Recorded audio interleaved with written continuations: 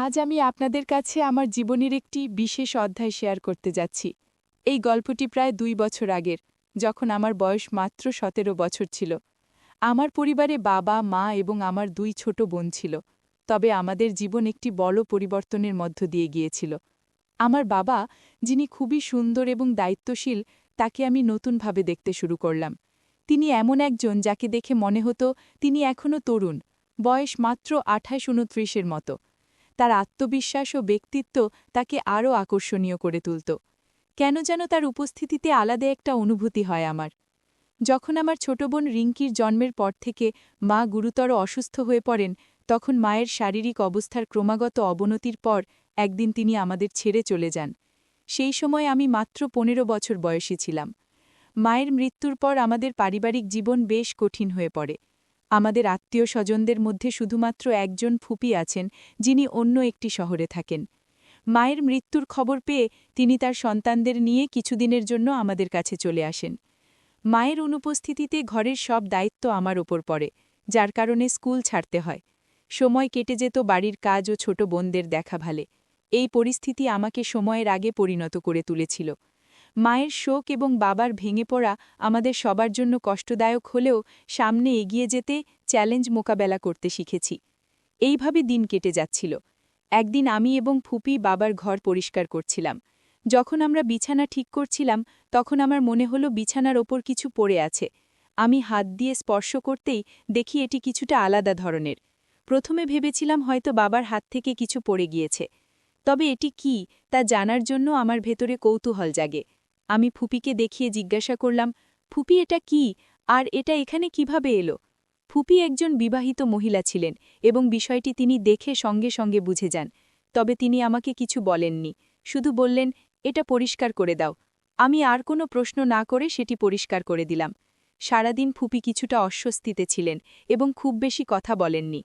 পরের দিন রাতে তিনি আমাকে ডেকে বললেন, মা, আমি তোমার সঙ্গে কিছু কথা বলতে চাই। তুমি যদি ঠান্ডা মাথায় ভেবে দেখো, তবে তুমি বুঝবে আমি যা বলছি তা তোমার ভালো কিছুর জন্যই। আমি মাথা নেড়ে বললাম, আপনি যা বলবেন তাই করব। ফুপি বললেন, আমি ২-৩ দিনের মধ্যেই আমার বাড়িতে ফিরে যাব। এরপর এই বাড়ির সমস্ত দায়িত্ব তোমার ওপর থাকবে। ছোট বোনদের দেখাশোনার দায়িত্ব এখন থেকে তোমাকেই নিতে হবে, একদম মায়ের মতো। এখন তুমি শুধু তাদের বড় বোন নও, তুমি তাদের জন্য মা। ফুপি আরও বললেন, বাড়ির কাজ শুধু একজন নারীই সামলাতে পারে, তাই তোমাকে এখন থেকে একটি মেয়ের মতো নয়, বরং একজন নারী হিসেবে বাড়ির দায়িত্ব নিতে হবে, কারণ তোমার বাবা বাড়ির বাইরের কাজ নিয়েই ব্যস্ত থাকেন।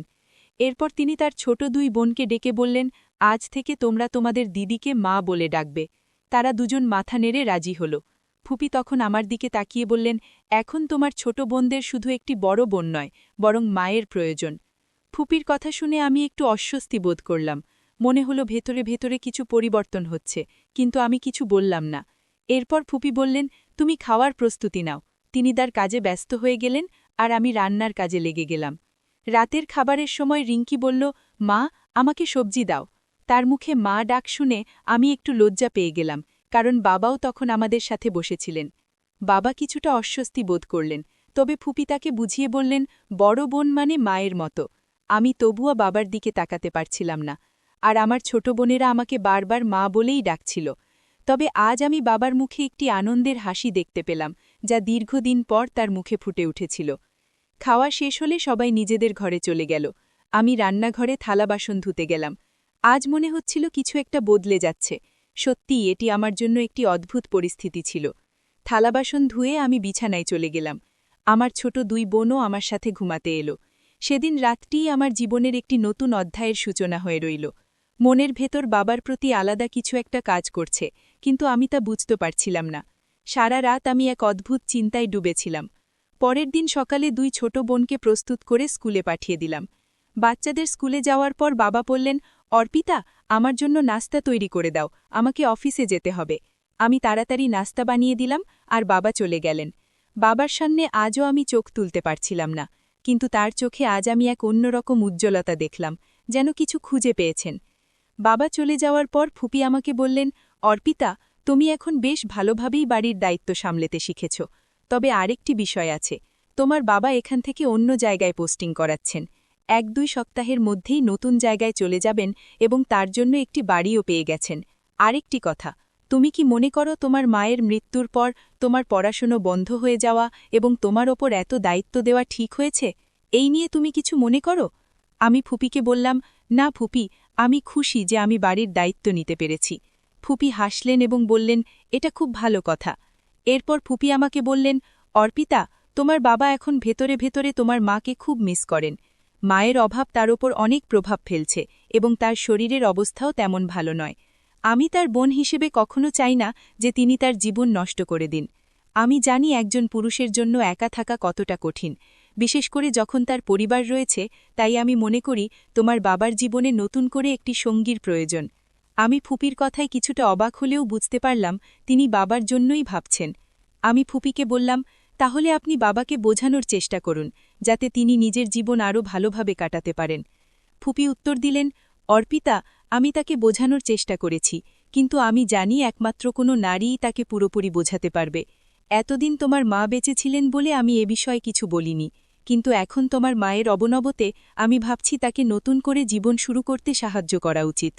ফুপি আরও বললেন, তোমার বাবার জন্য এই সিদ্ধান্ত নেওয়া আমার জন্য সহজ নয়, কিন্তু আমি চাই না তিনি নিজের জীবন নষ্ট করে দিন। তোমাদের 3 বোনের ভবিষ্যতের কথা ভেবে আমি এই সিদ্ধান্ত নিয়েছি। তাই আমি মনে করি তোমার বাবার জীবনে নতুন একজন সঙ্গী আসা দরকার। আমি চুপচাপ ফুপির কথা শুনলাম এবং মনে মনে বুঝতে পারলাম যে তিনি যা বলছেন তা পরিবারের মঙ্গলেই বলছেন। ফুপি আমাকে বললেন, অর্পিতা, তুমি এখন অনেক বড় হয়ে গেছ, তোমার উপর দায়িত্ব অনেক বেড়ে গেছে। আমি তোমার ভালো চাই এবং তোমার ভবিষ্যৎ নিয়ে ভাবছি। তোমার বাবার জীবনে এখন অনেক শূন্যতা এসেছে, যা আমাদের ঠিক করতে হবে। তিনি আমার দিকে তাকিয়ে বললেন, তোমার বাবার জীবনে একজন সঙ্গীর প্রয়োজন। তোমার মায়ের অভাব তিনি গভীরভাবে অনুভব করছেন এবং আমরা চাই তিনি আবার স্বাভাবিক জীবনে ফিরে আসুন। আমি কিছুটা অবাক হয়ে জিজ্ঞাসা করলাম, ফুপি, আপনি কি বলতে চান? তিনি বললেন, তুমি তো দেখেছ তোমার বাবা কতটা ভালো মানুষ, তবে একা জীবন কাটানো সহজ নয়। যদি তার জীবনে একজন ভালো সঙ্গী আসে, তাহলে তিনি আবার সুখী হতে পারবেন এবং তোমাদের পরিবারের জন্য এটি ভালো হবে। আমি ফুপির কথা মন দিয়ে ভাবতে লাগলাম। তিনি বললেন, তুমি তো অনেক দায়িত্বশীল, তোমার ছোট বোনদের দেখাশোনা করছ, ঘর সামলাচ্ছ, এখন তোমার বাবার জীবনেও কিছু পরিবর্তন আনতে হবে। আমি শুধু চাই তোমরা সবাই ভালো থাকো। আমি বললাম, ফুপি, আমি বুঝতে পারছি, তবে এ বিষয়ে সিদ্ধান্ত নিতে আমাকে সময় দিতে হবে। ফুপি বললেন, ঠিক আছে, তুমি ভেবে দেখো, আমি জানি তুমি সবসময় সঠিক সিদ্ধান্ত নেবে, আর তোমার বাপকেও তোমাকেই সামলাতে হবে। এরপর আমি অনেক সময় নিয়ে বিষয়টি নিয়ে ভাবলাম। বাবার খুশি আর আমাদের পরিবারের ভবিষ্যৎ নিশ্চিত করা সত্যিই খুব গুরুত্বপূর্ণ ছিল। আমি বুঝলাম জীবন চলতে থাকে এবং অনেক সময় নতুন সিদ্ধান্তই আমাদের জন্য সঠিক পথ দেখায়। ফুপি বললেন, তোমার বাবার মধ্যে এখনও অনেক ভালো মনের মানুষ আর অনেক সুন্দর, এবং আমি মনে করি যদি তিনি আজ তোমার মতো একটি মেয়েকে প্রপোজ করেন, তাহলে হয়তো কেউ না বলবে না। তাহলে তুমি কেন বলবে না? তিনি তোমাকে সবভাবে সুখী রাখতে পারবেন। তোমরা দুজন একে অপরকে খুব ভালোভাবে জানো। একটি কথা মনে রেখো, তুমি একবার বলেছিলে তুমি তোমার জীবনে কখনোই এই সিদ্ধান্তে অনুতাপ বোধ করবে না। তোমার কাছে এত আনন্দ আসবে। বলো, তুমি কি মনে করো?